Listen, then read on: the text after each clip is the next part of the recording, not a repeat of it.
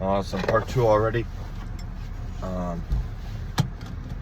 Yeah, I knew I was gonna do it quick. Got my coffee from Sunny Cafe. So we got it. Now I'm doing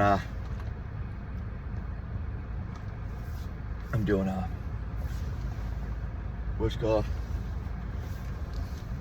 You get to see my little bald fucking head when I drive back. I love that.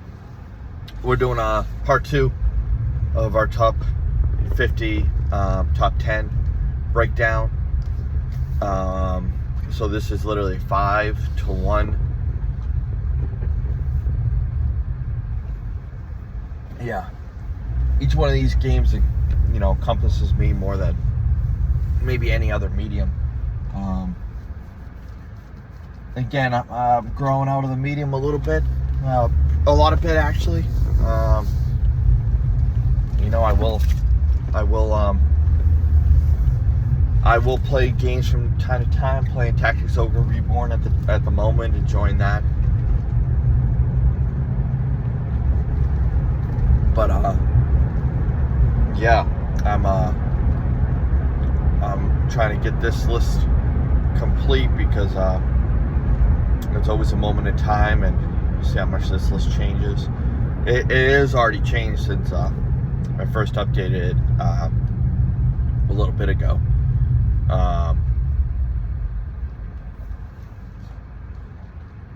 So yeah, without further ado, let's get to it. So number 5 is Chained Echoes. I brought this up with the previous video. Holy, that sun is crazy. I brought it up with the previous video that number 6 had a big influence on number 5, and this is one of the games that was most influenced by another game on this list. It's clear as day how much Chained Echoes was influenced by Final Fantasy Tactics. And I wouldn't, you know, I didn't know that, you know, when I was playing Chained Echoes, but Chained Echoes just kind of came out of nowhere when I played it. Again, I got the stupid edition on First Press Games, and they still haven't released it. I got it literally when I got the game, and I got the game the day it came out, Chained Echoes. I had no idea why I got it the day it came out, like what pushed me to be like, let me get this game. I wasn't into these type of games before, like kind of like a Final Fantasy-esque game, so I had no idea what pushed me to be like, let me get Chained Echoes, but I got it, and I did not, this is one of those games that I did not put down at all. I didn't even question putting it down. I just kept playing it. It was remarkable. I got it on Switch, and yeah, I just could not put this game down. I was enjoying every second of it. So you know, I always start playing through another time, and then I'm like, oh, this is just not the right time to play it. But it is long overdue for another playthrough. And the DLC came out, so I got that. So I really want to play through Chained Echoes and the DLC, and really, because just from my memory, I know how much I'm like, oh, that was Final Fantasy Tactics. Oh, yep. So if I replayed it, I'd be like, oh my god, it wears it on its shoulders proud. And Chained Echoes, no doubt, man. That game, me and my brother played it too, and I'm so happy he did. I let him know this and SMT5 that he needs to play. Just, it's right up his alley. And when he beat it just like I did, he was playing it nonstop, and he was loving it. So, all right. So number 4 is Hyper Light Drifter. This game took me a long time to come around to play.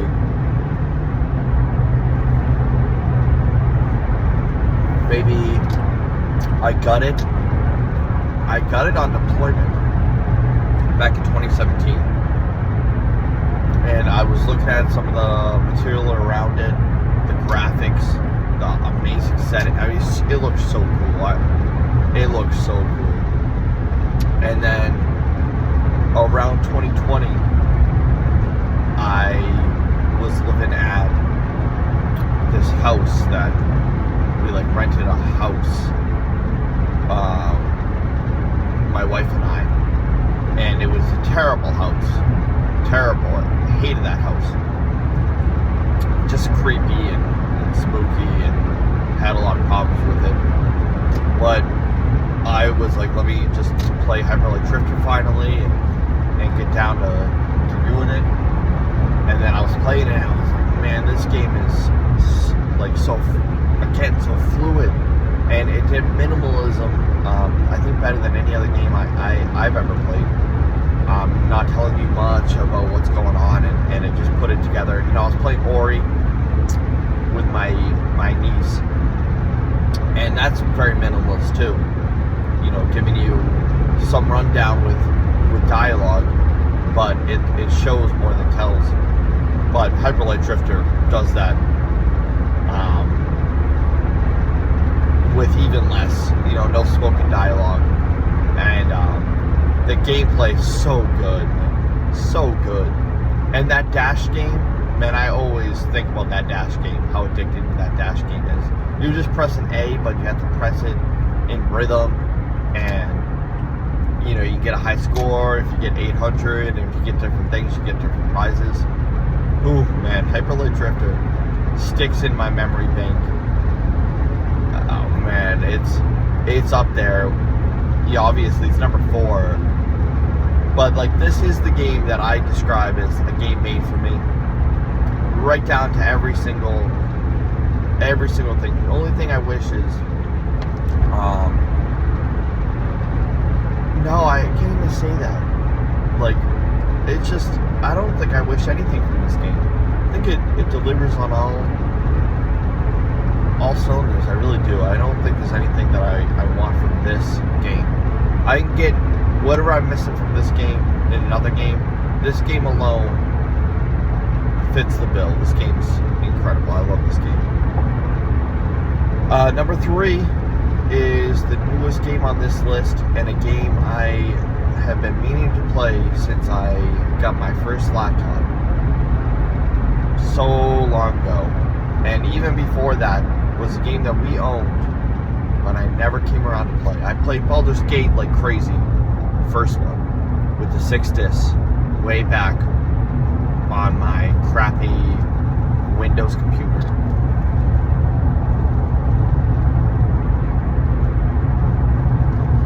Must have been a 95 or like a 97 or something. Just a huge crappy computer. And I played Heroes of Might and Magic 3. I played Myth the Fallen Lords. Played Roller Coaster Tycoon, and a few other games, and Baldur's Gate. And I had no clue how to play any of those games. Probably more so than any other game, like the system or anything. And a game that was always there, looking right at me. And I ended up getting a copy myself years later, was Planescape Torment. And I always was infatuated with this game. There was something about it that always called me. But no time was ever right. I would start it, and I'd be like, another time, you know. Start it, another time.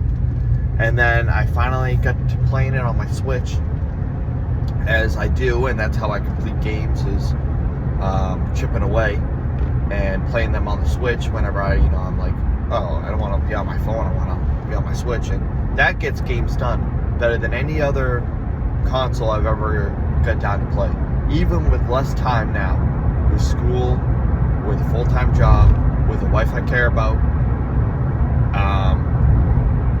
I still find time to play these games. And Planescape Torment is marvelous.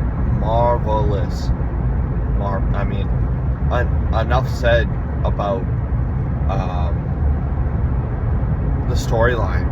And I'm not going to be able to actually complete this video today. I keep on lying to myself and to you guys. I'm not going to be able to complete this video. I'm doing the drive, and it's only going to take me about 4 more minutes, so I'm going to have to do number 2 and number 1 one more time. So that's crazy. But yeah, Planescape, and I want to care about Planescape Torment for another 3 minutes or so. I told my brother, I was like, I think that Planescape Torment has my favorite party of any game I've ever played. I cared so deeply about these characters because there's a finality to them. There's a finality to this game And that's what really, the game is both finality and an ever-long quest to find that finality. It is, man, I knew I was going to like this game if I actually gave it the time of day. And I always told people what this game was about. Like, it doesn't do anything to, like, it's like if you're in recovery, you can tell someone, you can see what someone else did to get to that recovery point, but it's probably not going to work for you. You're going to have to find your own journey and find your own answers to recovery. And Planescape Torment is the embodiment of that. How do you find recovery? How do you find, an end to all this? You have to find it through your own experiences, and you have to learn from your experiences. And Planescape Torment, man, I'm thinking about it now, and it really fits that bill, man. It really fits.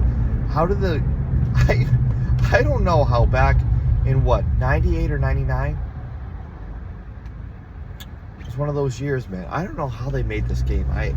When I was playing it, I was like, everyone has said it already, but it's the most well-written game of all time. I can't believe it was made all the way back then. I really can't. Yeah, that boggles my mind. I can't believe it. And playing it now, with going through some of the things I've gone through, man, it's that much better.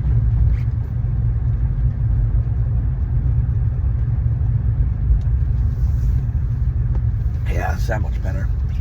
If I played it back when I was a kid, I would like it for different reasons.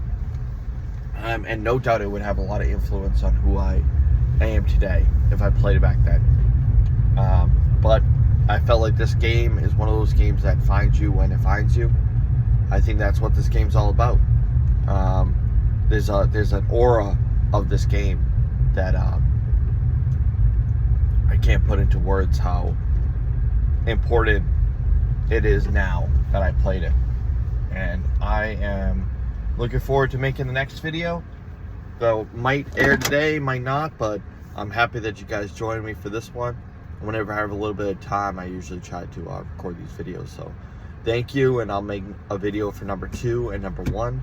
I don't know when that's going to happen, but I'm looking forward to that one for sure. I appreciate it. Thank you.